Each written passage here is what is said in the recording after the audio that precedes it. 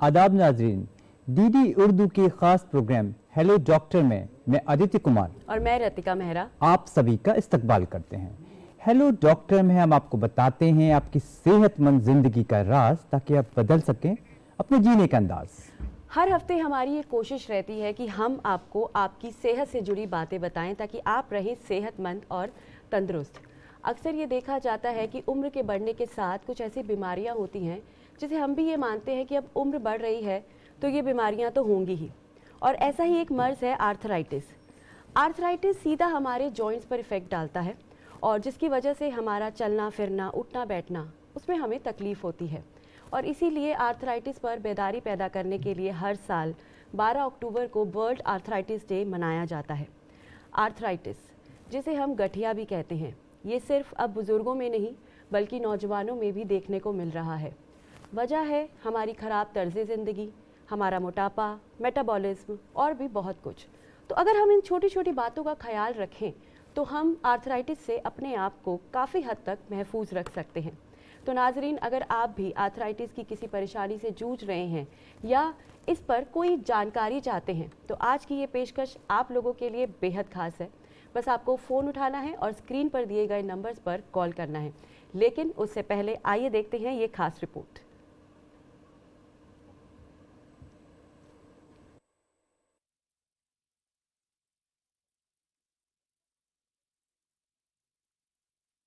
हड्डियों और जोड़ों को बहुत मजबूत बनाया है, जिन पर हमारे जिस्म का पूरा बोझ होता है। यही हड्डियां और जोड़ सारी उम्र हमारे जिस्म का बोझ बर्दाश्त करते हैं और इन्हीं की बदौलत हम रोजमर्रा की भागदौड़ कर पाते हैं। लेकिन जिस्म के दीगर आज़ा की तरह अगर इनका ख्याल न रखा जाए तो हड्डियों और जोड़ों की बीमारी का खतरा लाहिक हो जाता है। और इनमें सबसे आम बीमारी है गठिया यानी आर्थराइटिस। गठिया जोड़ों के दर्द की एक आम किस्म है जो एक ऑटो इम्यून बीमारी है, जिसमें जिस्म का दिफाई निजाम अपने ही सेहतमंद टिश्यूज पर हमला करता है और फिर उन्हें नुकसान पहुंचाते हुए खत्म कर देता है। इसमें बीमारी उस सूरत में होती है जब जिस्म से यूरिक एसिड सही तरीके से खारिज नहीं होता। यूरिक एसिड इंसानी जिस्म में खून में मौजूद होता है और ये आम तौर पर पेशाब के रास्ते जिस्म से खारिज हो जाता है। लेकिन अगर ये पूरी तरह से जिस्म से खारिज ना हो तो ये जिस्म में मौजूद किसी जोड़ में छोटे छोटे जर्रों की शक्ल में जमा होने लगता है। आमतौर पर यूरिक एसिड पांव के अंगूठे में जमा होता है क्योंकि इसमें हरारत और खून की गर्दिश कम होती है, मगर ये जोड़ों के अतराफ मौजूद टिश्यूज और बाज दूसरे आज़ा की सोजिश का बायस भी बन सकता है। गठिया के नतीजे में जोड़ों में सूजन आ जाती है, हड्डियों में वर्म आ सकता है और छूने पर गर्म महसूस होने के साथ साथ बहुत ज्यादा दर्द भी होता है। गठिया एक क्रोनिक बीमारी है जो लंबे अरसे या कई बरस तक रहती है। इसमें पट्ठों और जोड़ों में दर्द रहने लगता है और खास तौर पर सुबह उठने के बाद जिस्म के जोड़ों और पट्ठों में सख्ती का एहसास बहुत शदीद होता है। माहिरीन के मुताबिक गठिया के 50% से ज्यादा मरीज ऐसे होते हैं जिनके खानदान में इस बीमारी की हिस्ट्री मौजूद होती है। गठिया का मर्ज मर्द और खवातीन दोनों को हो सकता है और अब ये देखने में आ रहा है कि कम उम्र अफराद में भी ये मर्ज हो रहा है, जबकि पहले ये ज्यादा उम्र के लोगों में हुआ करता था। गठिया का अगर शुरुआती मरहले में इलाज ना किया जाए तो जोड़ अकड़ जाते हैं, चलना फिरना मुश्किल हो जाता है और उठने बैठने के साथ साथ रोजमर्रा के कामों को करने में भी बहुत परेशानी होती है। गठिया से बचाव के लिए सबसे पहले मुतवाजिन ग़िज़ा का इस्तेमाल लाजमी है, यानी ऐसी ग़िज़ा जिससे यूरिक एसिड न बढ़े। वजन भी कंट्रोल में रखना निहायत जरूरी है क्योंकि जितना ज्यादा वजन होगा जोड़ों पर उतना ही दबाव पड़ेगा और हल्की वर्जिश से अपने जोड़ों को मुसलसल हरकत में रखना भी फायदेमंद साबित होता है। आज गठिया यानी आर्थराइटिस के बारे में ज्यादातर लोग वाकिफ हैं, लेकिन किसी भी बीमारी के बारे में जितनी ज्यादा बेदारी पैदा की जाए उतना ही अच्छा है। इसीलिए हर बरस 12 अक्टूबर को गठिया का आलमी दिन मनाया जाता है, जिसका मकसद इस मर्ज के बारे में आगाही पैदा करना और लोगों को इससे मुताल्लिक सही मालूमात फराहम करना है ताकि लोगों को इस मर्ज से जहां तक मुमकिन हो बचाया जा सके।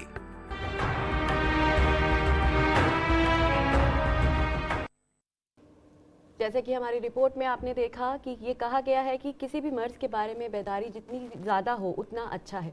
तो इसीलिए आज हेलो डॉक्टर का हमारा मौजू है आर्थराइटिस, तो जिसमें हम जानेंगे कि आर्थराइटिस होता क्या है, इसके क्या क्या अलामात होते हैं, और अगर किसी को आर्थराइटिस हो जाए तो उसे क्या क्या परेशानियां हो सकती हैं, और बेहद ज़रूरी बात कि ऐसे क्या किया जाए कि ये दिक्कत आए ही ना। तो इन्हीं सभी मौज़ूआत पर आज गुफ्तगू करने के लिए हमारे साथ है एक्सपर्ट का एक खास पैनल। तो आइए आपका उनसे तारुफ करवाते हैं। बिल्कुल, आइए आपका अपने एक्सपर्ट से तारुफ करवाते हैं। हमारे पहले एक्सपर्ट हैं डॉक्टर रमेश कुमार गोयल। आप वाइस चांसलर हैं Delhi pharmaceutical science and research university Delhi में। आपका बहुत बहुत वेलकम है डॉक्टर साहब। हमारी दूसरी एक्सपर्ट हैं प्रोफेसर उमा कुमार। आप हेड ऑफ द डिपार्टमेंट है रिमेटोलॉजी की एम्स नई दिल्ली में। मैडम, आपका भी बहुत बहुत इस्तकबाल है हमारे प्रोग्राम में। हमारे तीसरे एक्सपर्ट हैं डॉक्टर राहुल खरे। आप आरएमएल हॉस्पिटल में ऑर्थोपेडिक डिपार्टमेंट प्रोफेसर के पद पे कार्यरत हैं। आपका बहुत बहुत वेलकम है डॉक्टर साहब। मेरा पहला सवाल डॉक्टर गोयल आपसे है, अर्थराइटिस की बीमारी होती क्या है? जैसा कि एक छोटी रिपोर्ट में बताया गया कि जॉइंट्स में जो जोड़ों के दर्द में होता है, और एक कारण यूरिक एसिड बताया गया, लेकिन आर्थराइटिस सिर्फ यूरिक एसिड ही एक कारण नहीं है। आर्थराइटिस के कई प्रकार हैं, जैसे ऑस्टियोआर्थराइटिस जिसमें डीजेनरेटिव चेंज होते हैं, जो एज रिलेटेड, इसका मतलब नहीं एज रिलेटेड, हाँ, और कुछ बोलते हैं ना घिस गई हों जोड़ अंदर से, या एंटीबॉडीज़ बन जाती हैं और रिमोटॉइड आर्थराइटिस जिसको बोलते हैं, या इसके अलावा कुछ वारसानुगत जो हेरिडिटरी आती है, जैसे कि स्पॉन्डिलोसिस, जो एल्किलोजिंग स्पॉन्डिलोसिस, जिसमें एक बहुत ही एक बड़ा भयंकर रूप भी है वो। लेकिन होता क्या है कि आम जनता समझती है कि जोड़ों का दर्द मतलब ये आर्थराइटिस है। ऐसा नहीं है। एक सिंपल कोई मस्कुलर पेन भी हो वो भी आर्थराइटिस दे सकता है। बिल्कुल। तो हमको उस एंगल से इसको समझना चाहिए और उसी हिसाब से इसका एक वाइड स्पेक्ट्रम में इसको देखना चाहिए। वाइड स्पेक्ट्रम में देखना जी। सो डॉक्टर उमा, जैसे कि सर ने बताया कि ये एक जॉइंट की बीमारी है, जॉइंट में प्रॉब्लम होती है, सूजन आती है। तो अगर इसको ब्रॉडली और समझें तो ये भी हम जानते हैं कि बहुत तरह के आर्थराइटिस होते हैं। तो कॉमनली कौन कौन से आर्थराइटिस है जो ज़्यादातर देखने को मिलते हैं? देखिए, आर्थराइटिस मैं हमेशा कहती हूँ कि एक लक्षण मात्र है बहुत सारी बीमारियों का। जैसे बहुत सारे इन्फेक्शंस में फीवर एक मैनिफेस्टेशन होता है, डायग्नोसिस नहीं। वैसे ही आर्थराइटिस एक आम आदमी के लिए आर्थराइटिस हो सकती है, गठिया, हर बीमारी। लेकिन गठिया देखा जाए तो हम रोमेटोलॉजिकल डिसऑर्डर्स भी कह देते हैं, 200 टाइप्स के अप्रॉक्सीमेटली होते हैं। और उनमें एक तो जॉइंट में, जैसे डॉक्टर साहब ने बताया और आपने कैप्सूल में बहुत ब्यूटीफुली दिखाया, वो आर्थराइटिस हो गई जोड़ों में। उसके अलावा जो मैनिफेस्टेशन होते हैं वो डिपेंड करते हैं कि क्या डिजीज़ है। जैसे फॉर एग्जांपल अगर किसी को ल्यूपस की बीमारी है, लोग जानते हैं ल्यूपस, SLE, सिस्टमिक ल्यूपस एरिथेमेटोसस, वहाँ बुखार आएगा, मुंह में साले होंगे, कत्ते आ जाएंगे, शरीर पे बाल बहुत झड़ेंगे, लिथार्जीनेस, फटीगनेस हो जाएगी। दूसरी अगर स्क्लेरोडर्मा हो गया तो स्किन टाइट हो जाएगी। डॉक्टर साहब ने बात की एंकाइलोजिंग स्पॉन्डिलाइटिस की, तो उसमें लोअर बैक में पेन शुरू हो जाएगा और बाकी पेरिफेरल जॉइंट्स इन्वॉल्व हो जाएंगे और आई इन्वॉल्व हो जाएगा और बाकी मैनिफेस्टेशन होंगे। सोराइसिस की बीमारी होती है, उसमें आर्थराइटिस हो जाती है। तो कहने का मतलब ये है कि जो आर्थराइटिस है उसके बहुत प्रकार होते हैं और बहुत सारे लक्षण होते हैं इन बीमारियों के। तो इसको एक चीज़ ना समझें कि सिर्फ आर्थराइटिस है तो एक बीमारी है, जोड़ों में तकलीफ है, और हर गठिया जोड़ों का दर्द, जो जोड़ का दर्द है वो गठिया नहीं होता। ये भी जानना बहुत बहुत ज़रूरी हो जाता है। बिल्कुल मैम, आपने काफ़ी ब्यूटीफुली सारी चीज़ों को तफसील से बताया। अभी हम डॉक्टर राहुल खरे का रुख करना चाहेंगे। डॉक्टर साहब, अगर हम सिम्टम्स की बात करें तो क्या सिम्टम्स होते हैं आर्थराइटिस डिजीज़ के? देखिए, जब भी जैसे अभी डिस्कस हुआ कि बहुत सारे प्रकारों की आर्थराइटिस होती है, तो मेन जो सिम्टम्स हैं वो जोड़ का दर्द, मूवमेंट करते समय जोड़ों में दर्द होना, जोड़ों में स्वेलिंग आ जाना, जो मूवमेंट्स कम हो जाना, जोड़ों में स्टिफनेस आ जाना, या जोड़ टेढ़े भी हो जाते हैं over a period of time, उनमें डिफॉर्मिटी बन जाती है, ये कॉमन सिम्टम्स हैं, बट कारण के हिसाब से भी सिम्टम्स होते हैं। जैसे किसी को अगर हम इन्फेक्टिव आर्थराइटिस सोचें, जैसे कि सेप्टिक, जिसमें कि जोड़ के अंदर पस बन जाता है, तो उसको फीवर भी आएगा, उसको पेन बहुत ज़्यादा हो जाएगा, स्वेलिंग बहुत ज़्यादा हो जाएगी। अगर हम और कोई प्रकार की सोचें, जैसे डिजेनरेटिव डिसऑर्डर्स हैं, ऑस्टियोआर्थराइटिस की अभी बात हुई, तो उसमें फीवर वगैरह नहीं डॉक्टर आएंगे। साहब ये कह रहे हैं स्पेसिफिक जो प्रॉब्लम्स हैं उसके हाँ। अकॉर्डिंग सिम्टम्स बिल्कुल, दिखाई कुछ देंगे। बीमारियों में काम करते हैं, जोड़ों का इस्तेमाल करते हैं तो दर्द होता है। कुछ जी। बीमारियों में आप आराम करने के बाद आपको सुबह दर्द होता जी। है, तो सिम्टम्स भी वेरी करते Vary हैं, बट इन जनरल जोड़ों में दर्द होता है, मूवमेंट करते समय दर्द होता है, स्वेलिंग आ जाती है, टेढ़ापन आ सकता है, ये कॉमन सिम्टम्स ये हैं। Common symptoms. So doctor Uma, मैं यहीं से आपसे फिर आना चाहूँगी। बहुत एक कन्फ्यूजन रहता है ऑस्टियोआर्थराइटिस और रूमेटॉइड आर्थराइटिस में, समझने में कि क्या है ऑस्टियोआर्थराइटिस और रूमेटोलॉजी आर्थराइटिस। तो आप हमें थोड़ा एक्सप्लेन करके बताएंगे कि इसे कैसे समझें। देखिए, सुना होगा लोगों ने कि गठिया को दो भागों में विभाजित कर देते हैं। एक होता है इन्फ्लेमेटरी आर्थराइटिस, जिसका क्लासिकल एग्जाम्पल है रूमेटॉइड आर्थराइटिस। दूसरी होती है ऑस्टियोआर्थराइटिस, जिसको कि डीजेनरेटिव नॉन इन्फ्लेमेटरी ग्रुप में इंक्लूड करते हैं।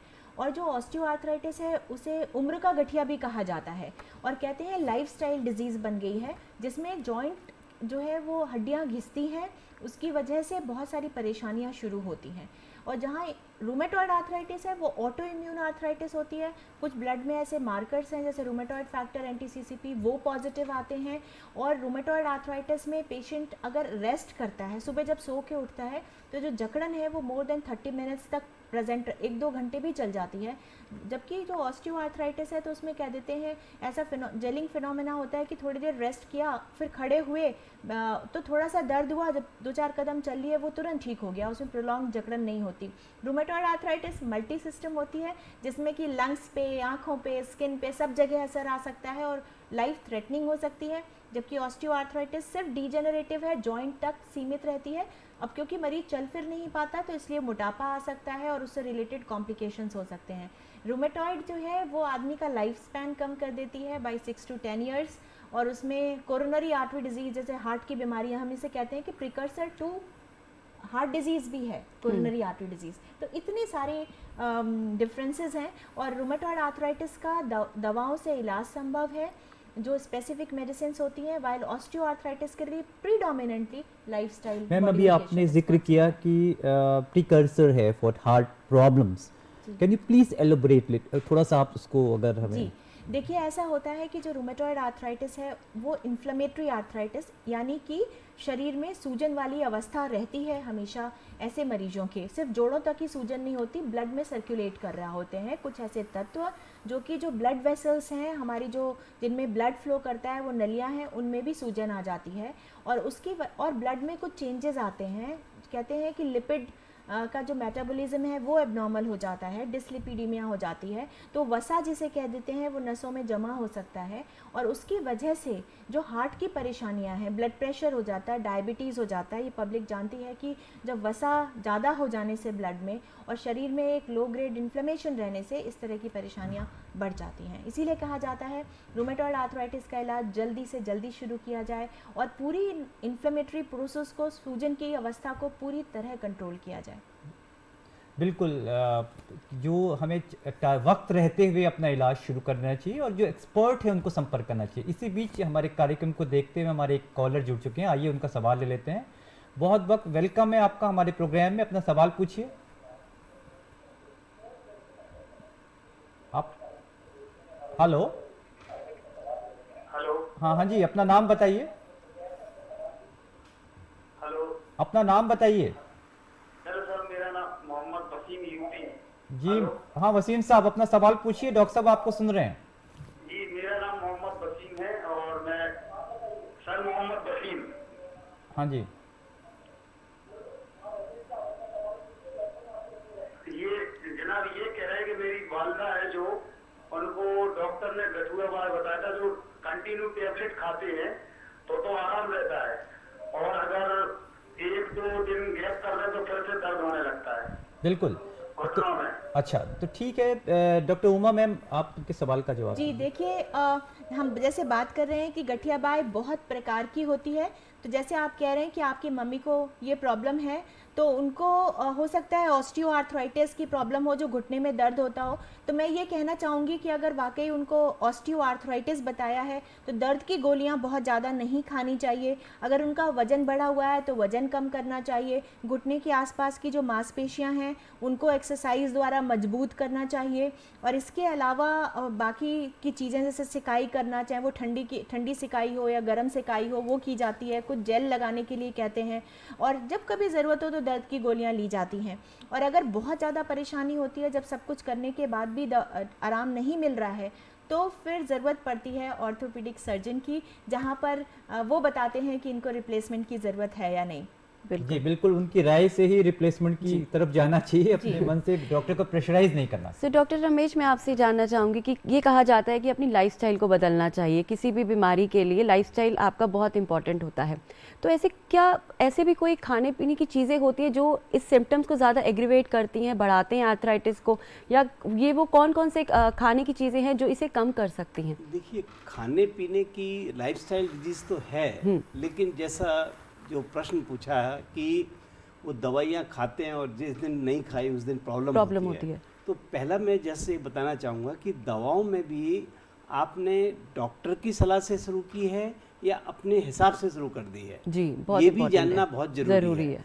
अगर सिर्फ दवाएं करीब 3 तरह मुख्य तरह से, या तो पेन किलर ली जाती हैं जिसमें दर्द कम होता है जी, या फिर होती है कि उसका कॉज, उसका जो कारण है, जैसे कारण यूरिक एसिड है, वो यूरेट का है, तो गठिया के लिए अगर उसका ले रहे हैं तो वो तो फिक्स डोज में लेनी ही पड़ेंगी जी। लेकिन इसके अलावा जैसे इन्फ्लेमेशन की बात की, रिमेटॉइड के जो हम मैडम ने बताया कि रिमेटॉइड जो आर्थराइटिस है, अब विज्ञान इतना आगे बढ़ चुका है कि कौन सी एंटीबॉडी से होता है इसका भी परीक्षण हो सकता है और उसके हिसाब से भी ट्रीटमेंट दी जाती है।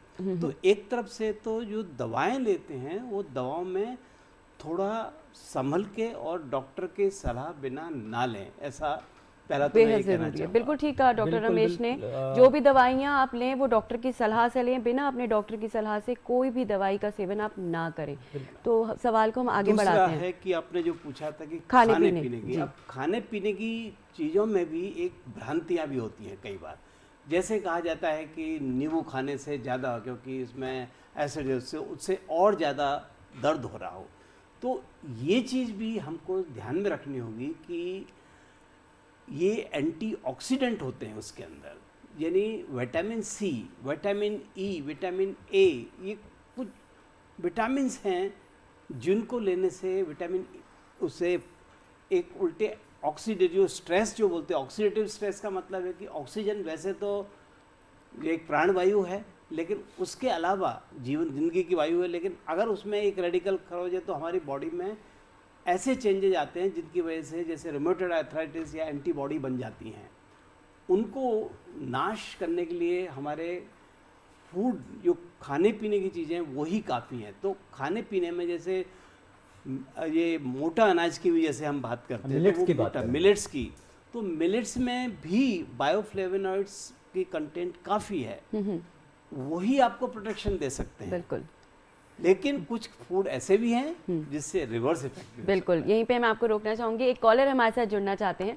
हेलो हेलो, हेलो, आपका इस्तकबाल है हमारे प्रोग्राम में। आप अपना नाम बताइए। मेरा नाम मैम मनीष है जी और मैं आपका हेल्थ डॉक्टर का रेगुलर व्यूअर हूँ और मैं काफ़ी टाइम से आपका प्रोग्राम देख रहा हूँ। और मेरा सवाल डॉक्टर राहुल सर से है। जी मेरे चाचा जी हैं जो 70 इयर्स के हैं और उनके जोड़ों में थोड़ा दर्द रहता है, काफ़ी सालों से उनके जोड़ों में दर्द रहता है। ओके। जी, तो उनको क्या ट्रीटमेंट दिया जा सकता है, उनके लिए क्या इलाज किया जा सकता है कि जो उनको पेन ना रहे और जी बिल्कुल। ठीक हो जाए? सो डॉक्टर राहुल, आप क्या कहना चाहेंगे? उन्होंने बताया कि उनके चाचा जी की एज अराउंड 70 इयर्स है, तो ये डिजेनरेटिव डिसऑर्डर है, एज रिलेटेड ऑस्टियोआर्थराइटिस ही होगी, घुटनों में ही ज़्यादा होती है, तो प्रोबेबली उनको ऑस्टियोआर्थराइटिस है दोनों नीज़ की, जो कि बहुत ही कॉमन है। और इसके बहुत टाइप्स ऑफ ट्रीटमेंट हैं, स्टेप्स हैं ट्रीटमेंट के। शुरुआत में हम लोग पेशेंट को एग्जामिन करेंगे ज़रूर। मैं उनको ये बोलना चाहूँगा कि किसी ऑर्थोपेडिक सर्जन से मिलें, अपने आप ट्रीटमेंट ना लें, कोई पेन किलर्स ना लें, और ऑर्थोपेडिक सर्जन देखेंगे, एग्जामिन करेंगे, ज़रूरत होगी तो एक एक्सरे तो चाहिए ही होता है।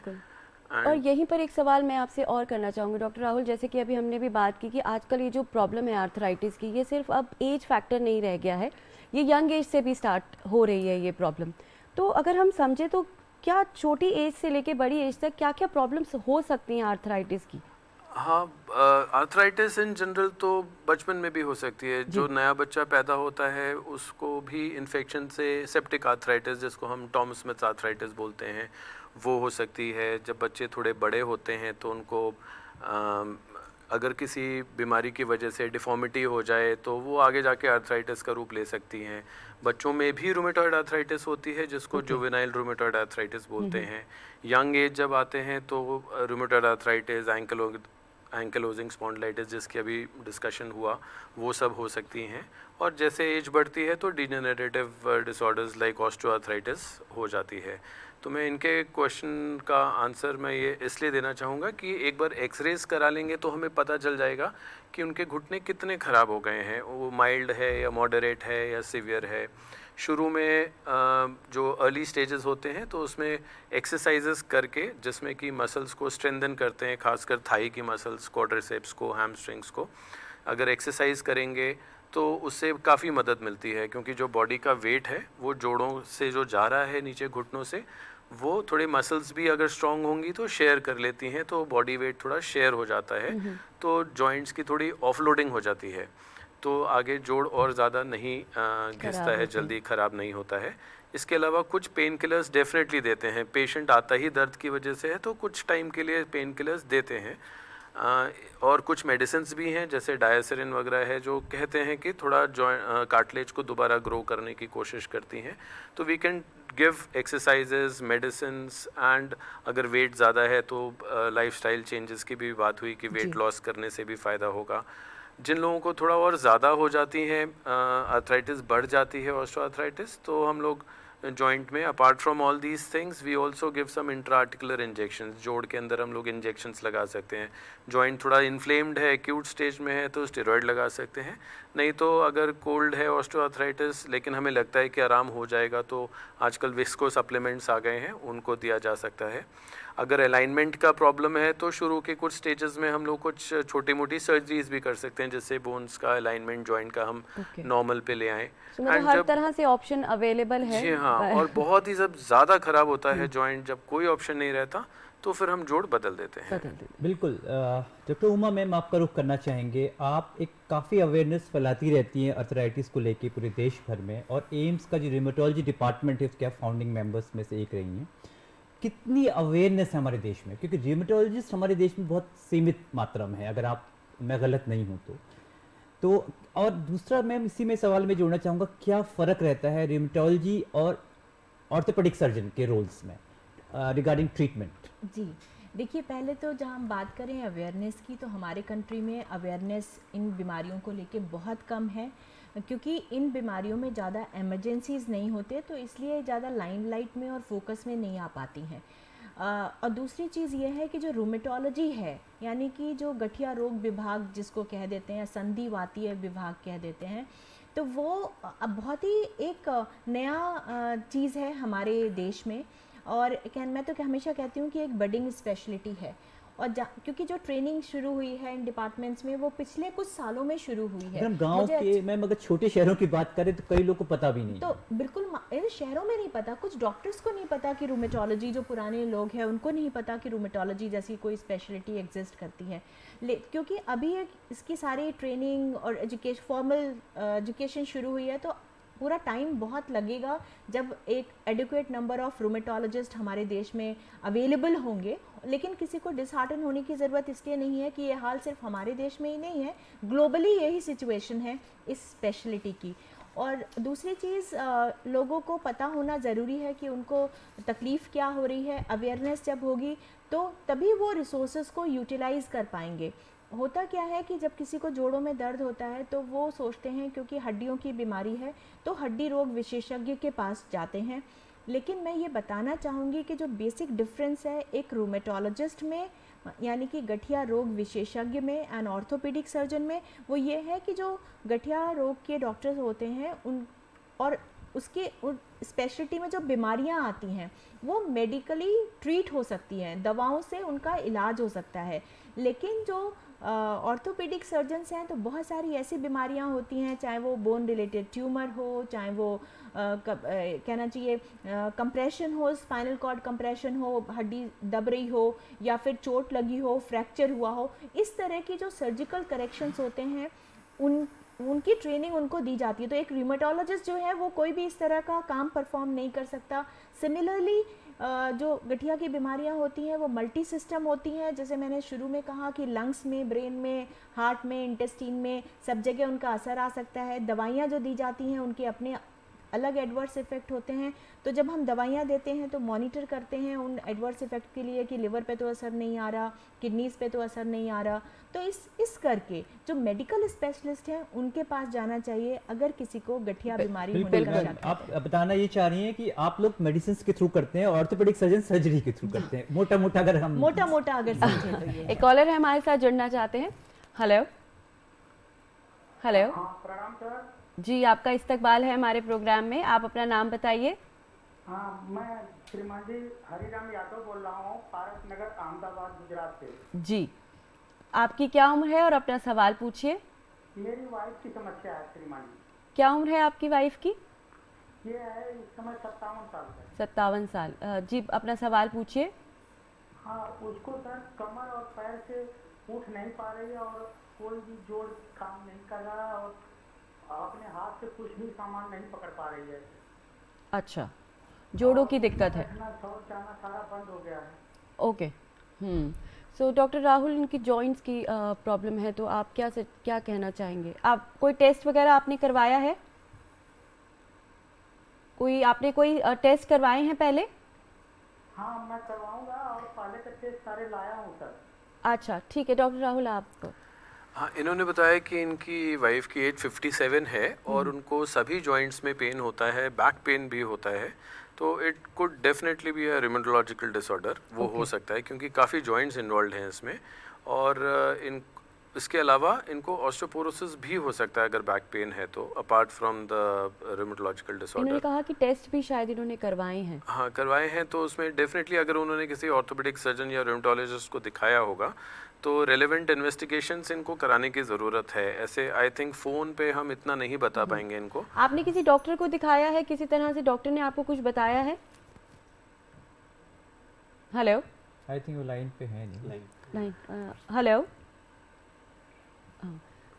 आप कुछ कहना चाह रहे थे सर? हाँ, जैसे हमारे डॉक्टर उमार जी ने और डॉक्टर निकला ने बताया, ऑर्थोपेडिक सर्जरी की बात ज़्यादा होती है जी। और रिमेटोलॉजिस्ट एक मेडिसिन रिलेटेड उसके कारण से जाते हुए करते हैं जी। लेकिन एक तीसरी बात और आती है कि जैसा बताया कि बचपन में होता है, हो सकता है कि उसके एंटीबॉडी फॉर्मेशन हो या कोई और कारण हो। जी। युवाओं में आती है और ओल्ड एज का जैसे बताया कि ऑस्टियोआर्थराइटिस काफ़ी आम हो जाता है। हाँ जी। अब युवाओं में कैसे आ रहा है, उसका एक कारण क्या है कि जो लाइफस्टाइल की जो बात करते हैं, लाइफस्टाइल का मतलब सिर्फ खान पीन से नहीं है, पोस्चरल भी आप कहना चाहते हैं? पोस्चरल जो मसल की है। अगर जैसे क्योंकि ये प्रश्न पूछा गया कि मेरी वाइफ उठ नहीं पा रही है, इसका मतलब है कि कई मसल वीकनिंग हो जाती है। अगर ये डिसयूज अगर यूज नहीं हो या गलत उपयोग हो तो कुछ मसल्स टाइट हो जाती हैं तो कुछ ढीली हो जाएंगी। अब जैसे झुक जाता है ओल्ड एज में, तो उस झुकने का कारण हो सकता है कि बैक मसल्स लूज होती जा रही हैं और वो भी कई बार ये इसका आर्थराइटिस का कारण बन जाती है। तो डॉक्टर साहब, पोस्चर्स का बहुत इंपॉर्टेंट रोल है, ये आप कहना चाह रहे हैं? वो भी बहुत ज़रूरी है और उसमें भी अगेन डॉक्टर की सलाह लेकर उसकी कोई भी चीज़, उसका उपचार, जिसकी एक्सरसाइज भी एक उपचार है, ताकि डॉक्टर साहब हम मसल्स को स्ट्रेंथन कर सकें और पोस्चरल जो डेफिशिएंसी आ चुकी है उसको दूर कर सकें। डॉक्टर उमा, आपका रुख करना चाहेंगे। अगर हम जांचों की बात करें तो मैम किस तरह की जांचों से हम इस तरह की बीमारियों को जल्दी पकड़ सकें ताकि समय पर उनका इलाज हो सके? सबसे पहले तो मैं ये कहना चाहूँगी लोगों से कि हमारे डिस्कशन को सुन के वो सेल्फ इन्वेस्टिगेट करना शुरू ना करें, क्योंकि कभी भी सेल्फ इन्वेस्टिगेट नहीं करना चाहिए, क्योंकि जो आर्थराइटिस के मार्कर होते हैं वो नॉर्मल लोगों में भी प्रेजेंट हो सकते हैं, लेकिन उसका मतलब ये बिल्कुल भी नहीं है कि आर्थराइटिस है।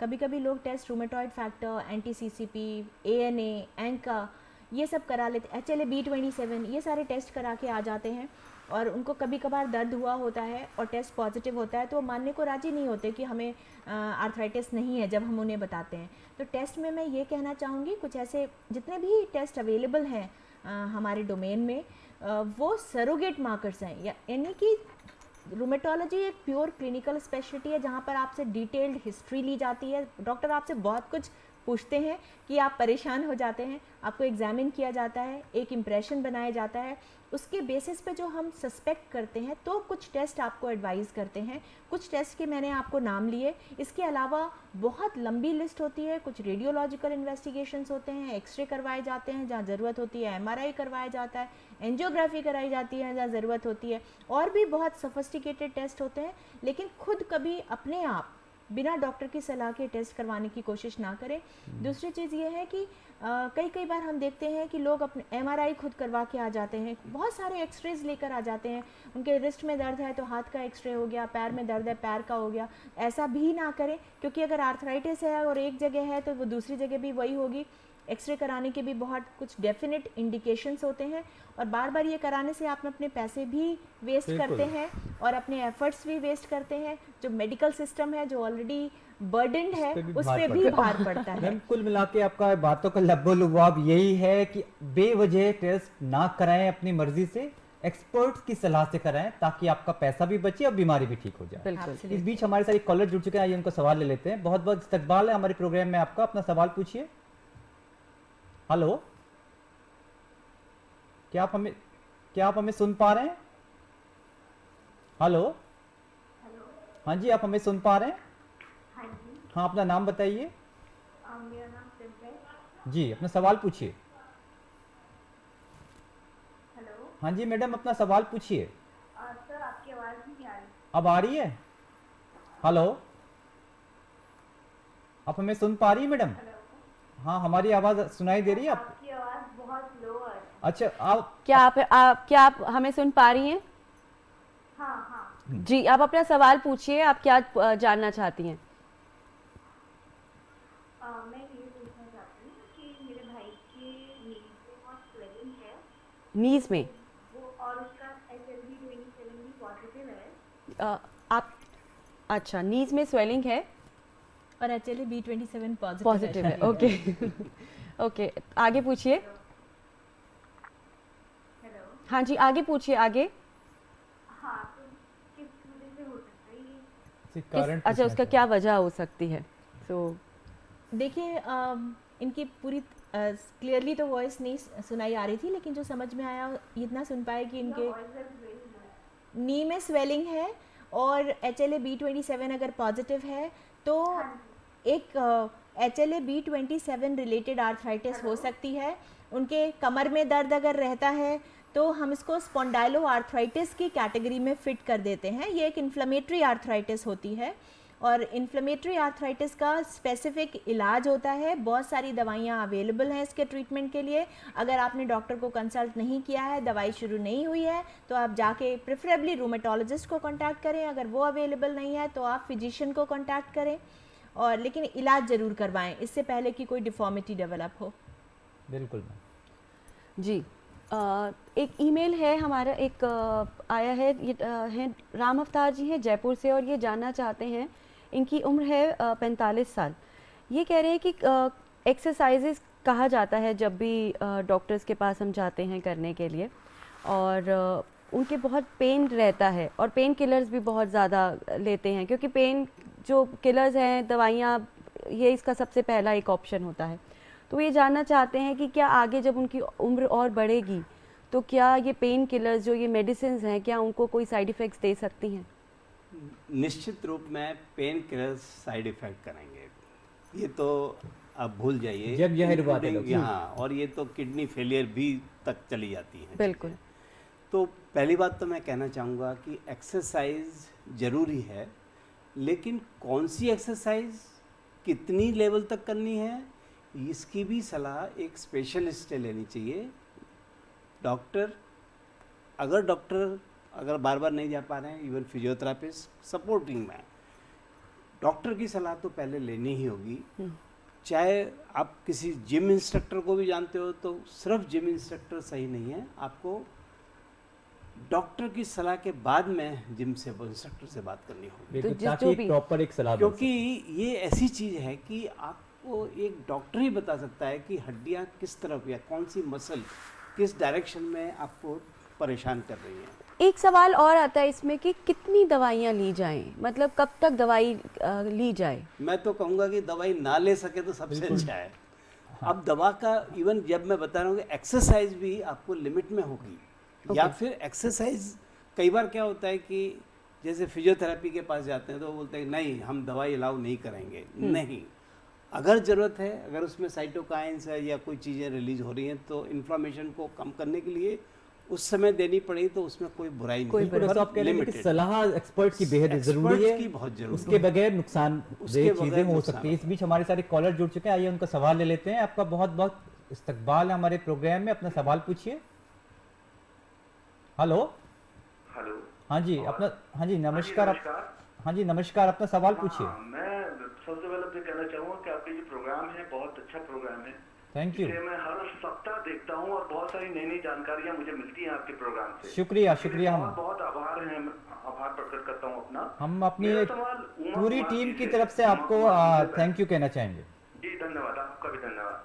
मेरा सवाल उमा कुमार जी से, और मेरा सवाल ये है कि मेरे घर में कोई महिला है जिनकी आयु लगभग 60 साल है जी और पिछले कुछ सालों में उनको अर्थराइटिस डिटेक्ट हुआ है। जी, अर्थराइटिस की परेशानी से वो जूझ रही हैं, जिसका वो इलाज भी कर रही हैं, दवाई खा रही हैं, लेकिन उनको दवाई असर तो कर रही है, फायदा भी कर रही है, जी लेकिन उसके बहुत से साइड इफेक्ट्स उनको फेस करने पड़ रहे हैं। जी जैसे कि उनको लंग्स की प्रॉब्लम हो रही है, जैसे कि उनके लीवर में प्रॉब्लम हो रही है। जी। तो मैं ये जानना चाहता हूँ क्या इसका साइड इफेक्ट है दवाओं का, इन अर्थराइटिस की दवाओं का, या कैसे साइड इफेक्ट है तो बचा जा सकता है? बिल्कुल। मैं उमा कुमार जी से जी मैं जी, आपका आपका सवाल हम रिक्वेस्ट सुन चुके करूंगा, हैं, मैडम भी वो सुन बताएं। चुकी हैं। डॉक्टर उमा मैम, आप क्या बताना चाहेंगे? देखिए, मैं ये कहना चाहूँगी कि आज के तारीख में हमारे पास बहुत सारी दवाओं के ऑप्शंस अवेलेबल हैं, और जब हम दवा शुरू भी करते हैं या बीच में किसी पेशेंट की दवा बदली जाती है तो ये देख कर बदली जाती है कि उसके किसी और अंग पर असर तो नहीं है। अगर लंग में प्रॉब्लम है तो कुछ और दवाएं दी जाती हैं जो जिसका असर लंग पे ना होता हो। अगर लिवर पे परेशानी है तो ऐसी दवाएं दी जाती हैं जो लिवर्स के थ्रू उनका मेटाबॉलिज्म कम से कम हो। अब मैं ये आपको ये कह सकती हूँ कि अगर ये एम्स में नहीं आए हैं तो आप किसी भी मंगल और शुक्रवार को एम्स में आ सकते हैं ओपीडी में रेफरेंस दे के इस प्रोग्राम का, और हम जो बेस्ट संभव होगा आपके मदर के लिए करने की कोशिश बिल्कुल, करेंगे। मदर आप- या जो भी लेडी आपके फैमिली में है उनकी हेल्प करने की कोशिश बिल्कुल, करेंगे। हमारे प्रोग्राम के लिसनर होने की वजह से देखिए, आपको मैडम जो एचओडी हैं एम्स की खुद आपको ऑफर दे रही हैं कि आप आइए और अपना इलाज करवाइए। मैडम, आपने शायद ये रिस्क बेनिफिट रेशियो की बात जी, करने की- एक चीज़ ये होती है कि कोई भी दवा ऐसी नहीं है जिसका कोई साइड इफ़ेक्ट ना हो, लेकिन सब लोगों को, हर मरीज को साइड इफ़ेक्ट्स नहीं होते हैं।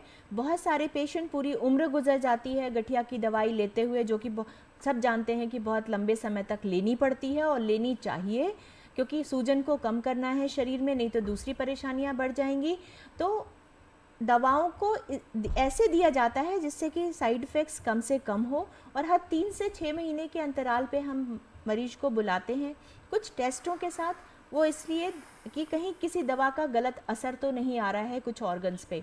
लेकिन खाना भी अगर आप ज़्यादा खा लें तो उसका भी साइड इफ़ेक्ट होता है, इंडाइजेशन हो जाता है। इन्फेक्टेड फूड खा लें तो इन्फेक्शन होके बहुत सारे सिम्टम्स हो जाते हैं।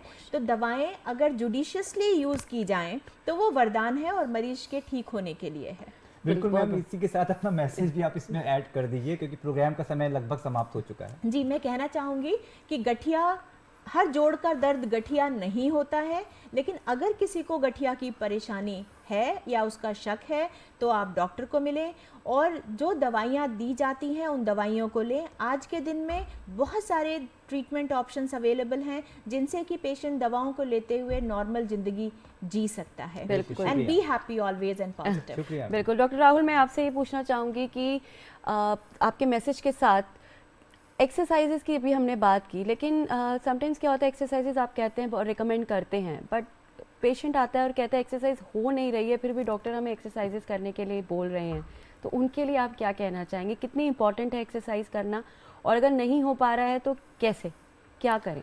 ओके, सो अभी एक्सरसाइजेस की बात हुई थी, एंड एक्सरसाइजेस डेफिनेटली बहुत ज़्यादा ज़रूरी हैं। अर्थराइटिस एक प्रॉब्लम है जॉइंट की। जॉइंट का मेन काम है मूवमेंट, तो मूवमेंट तो चाहिए चाहिए। तो एक्सरसाइज हमें करनी ही करनी है। कई प्रकार की एक्सरसाइजेज होती हैं, जैसे मसल को स्ट्रेंथन करने की एक्सरसाइजेज होती हैं, मूवमेंट को वापस लाने की एक्सरसाइजेज होती हैं। अगर कुछ लोगों को पेन बहुत ज़्यादा है, जॉइंट इन्फ्लेम्ड है, सूजन है, रेड है, तो डेफिनेटली उस समय नहीं करनी है। उस समय हमें आइस पैक्स लगाने हैं, हमें एंटी इन्फ्लेमेटरी मेडिसिन देनी है, या हो सकता है स्टेरॉयड का इंजेक्शन भी देना है। जब जॉइंट शांत हो चुका है, या किसी को ऑस्टियोआर्थराइटिस है, जॉइंट इन्फ्लेम्ड नहीं है, हमें पता है कि मसल स्ट्रेंथनिंग एक्सरसाइजेस से उसको फ़ायदा होगा। शुरू में अगर उनको दर्द भी है तो कुछ दिन पेन किलर खा के पेन कम होने के बाद एक्सरसाइज करें। एक्सरसाइज से बच नहीं सकते। एक्सरसाइजेज आर पेन पहले सबसाइड हो जाए, उसके बाद एक्सरसाइज करो। क्योंकि कई बार ऐसा होता है कि अगर जॉइंट पहले से ही पेनफुल है, हम ज़बरदस्ती एक्सरसाइज करने को बोलें या फिजियोथेरेपिस्ट कराएं तो पेन बढ़ जाएगा। बिल्कुल। तो पेन को डेफिनेटली कम करना है, और जॉइंट इन्फ्लेम्ड है तो थोड़ा उसको शांत करना है। बड़ी मुफीद राय आपने दी है, इससे लोग अंदाजा लगा सकते हैं कि पेन के दौरान अवॉइड करें, उसके बाद उसको आप चालू कर सकते हैं। आपके मैसेज की तरफ हम अभी आएंगे। एक कॉलर हमारे साथ जुड़ना चाहते हैं। हेलो हेलो जी, मैं आपको सुन पा रही हूँ। आपका नाम? हेलो, क्या आप मुझे सुन पा रहे हैं? क्या आप मुझे सुन? आपकी आवाज आ रही है जी, आप अपना नाम बताइए। मेरा नाम विवांशा। विवांशा, कहाँ से बोल रहे हैं आप विवांशा? मैं दिल्ली से। और आपकी क्या एज है? 23। 23। आप अपना सवाल पूछिए। यस मैम, मेरे को डॉक्टर राहुल से रिलेटेड क्वेश्चन पूछना है जी। कि मेरे को ना बैक पेन बहुत ज़्यादा रहता है और लेग्स में भी पेन आता है। ओके, तो क्या करना चाहिए? डॉक्टर राहुल आप क्या कहें? Age is 23 and back pain होता है यंग अडल्ट में। इट कुड बी, जैसे बात हुई पोस्चर की, it could be, she could be a student. हो सकता है कि पोस्चर की वजह से प्रॉब्लम हो सकता है कि यंग लोगों में it is very common to have disc issues. हो सकता है एक्सरसाइज करते समय कुछ ना कुछ इंजरी की वजह से या कोई वेट उठाने की वजह से डिस्क पे दबाव पड़ गया हो, तभी वो कह रही हैं कि पैरों में भी दर्द जाता है। इट कुड बी दैट, या it could B an early ankylosing spondylitis also. अभी प्रॉपर हिस्ट्री लेकर एग्जामिन करके, अगर मॉर्निंग स्टिफनेस भी हो रही है, सैक्रोइलिक जॉइंट्स में टेंडरनेस है, तो it could B ankylosing spondylitis तो ऑल्सो। मतलब उनको डॉक्टर को एक बार आके दिखा के बस सलाह लेनी चाहिए। जी हाँ। और यही कि हम चाहेंगे कि आप एक मैसेज भी हमें दें आर्थराइटिस पर, कि किस तरह से हम प्रिवेंट कर सकते हैं आर्थराइटिस को। मेरा मैसेज तो यही होगा सब लोगों को कि आप एक्सरसाइज ज़रूर करें, वेट अपना कंट्रोल में रखें, एक हेल्दी डाइट लें, और vitamin D, calcium, protein rich diet लें, और एक्सरसाइज इज़ अ मस्ट। बिल्कुल। डॉक्टर गोयल, आपका रुख करना चाहेंगे। आप वाइस चांसलर हैं दिल्ली फार्मास्यूटिकल यूनिवर्सिटी के, तो यहाँ पे एक सवाल बार बार बीच में उठा था कि दवाइयाँ ले रहे हैं और हमें इसके साइड इफ़ेक्ट्स हो रहे हैं। अगर हम रिस्क बेनिफिट रेशियो, क्योंकि आप इसी इंडस्ट्री को रिप्रेजेंट करते हैं, व्हाट वुड बी, आपका क्या इस बारे में आपकी मशवरा होगा हमारे देखने वालों के लिए? सबसे पहले तो मैं कहना चाहूँगा कि सेल्फ मेडिकेशन अपने हिसाब से कभी भी दवाइयाँ ना लें। डॉक्टर की सलाह, एक्सपर्ट की सलाह ही लेनी चाहिए। ये दवाओं की बात नहीं है, इवन एक्सरसाइज भी, अगर आपको थोड़ी भी परेशानी हो रही है तो आपको उसकी भी एक्सपर्ट से सलाह लेनी चाहिए। बिल्कुल डॉक्टर, ये तो आपका बहुत अच्छा मैसेज है। दवाओं की बात जो करें तो अगर साइड इफ़ेक्ट हो रहे हैं और तो उसका भी अगेन एक्सपर्ट्स के पास ही जाना होगा। वो अब अपने फिजिशियन के पास भी जा सकते हो, अगर आप डॉक्टर रिमेटोलॉजिस्ट के पास जाओ तो और भी अच्छा है, क्योंकि उन्होंने आपको अगर लिखी हो दवा तो ज़रूर जाना चाहिए।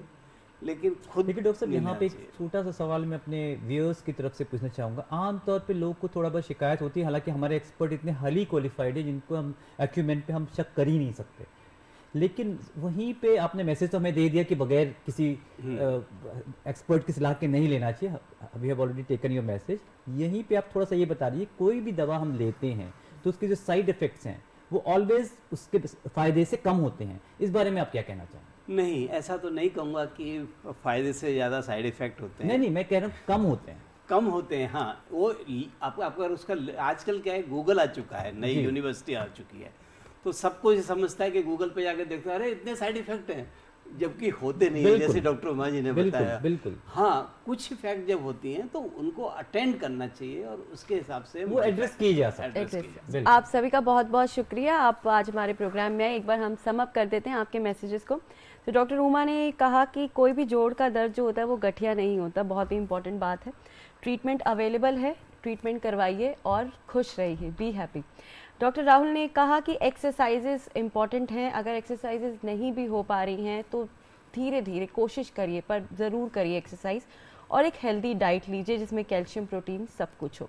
और डॉक्टर रमेश ने कहा है कि एक्सपर्ट की सलाह के बिना कोई भी दवाई ना लें, कोई भी एक्सरसाइज ना करें, जो कि बहुत इंपॉर्टेंट है कि कुछ भी करने से पहले आप अपने डॉक्टर्स की सलाह ज़रूर लें। तो आप सभी का बहुत बहुत शुक्रिया। बहुत-बहुत शुक्रिया आज आप सभी आर्थराइटिस का। पे आपने हमारे साथ इतनी इंपॉर्टेंट इन्फॉर्मेशन शेयर की। important आपने थैंक चीज़ें यू सो बताई मच। सारे लोगों थैंक को। You, thank you. और इसी के साथ हमारा आज का प्रोग्राम समाप्त हो रहा है। अब हमें पूरी उम्मीद है नाजरीन की आज की हमारी पेशकश आपको बेहद पसंद आई होगी। अगर आपकी कोई राय हो तो आप हमें ईमेल भी कर सकते हैं। हमारा ईमेल एड्रेस है hellodoctor@gmail.com। इसके अलावा आप हमें हमारे यूट्यूब चैनल से भी जुड़ सकते हैं। हमारा यूट्यूब चैनल है DD उर्दू।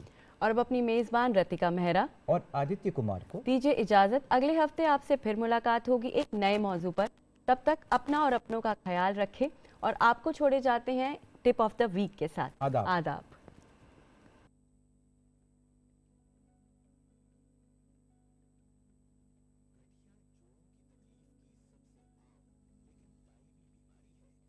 लंबे अरसे तक चलती है। हमारे जिस्म से यूरिक एसिड सही तरीके से बाहर न निकलने पर गठिया का मर्ज हो सकता है। गठिया में जोड़ों में शदीद तकलीफ और सूजन, पट्ठों में अकड़न और हड्डियों पर वर्म और सुर्खी आ सकती है। गठिया होने के बाद मरीज को चलने फिरने, उठने बैठने और अपने रोजाना के काम करने में परेशानी होती है। गठिया से बचने के लिए मुतवाजिन ग़िज़ा का इस्तेमाल, वजन पर कंट्रोल, हल्की वर्जिश और मुतहरिक तर्ज जिंदगी लाजमी है।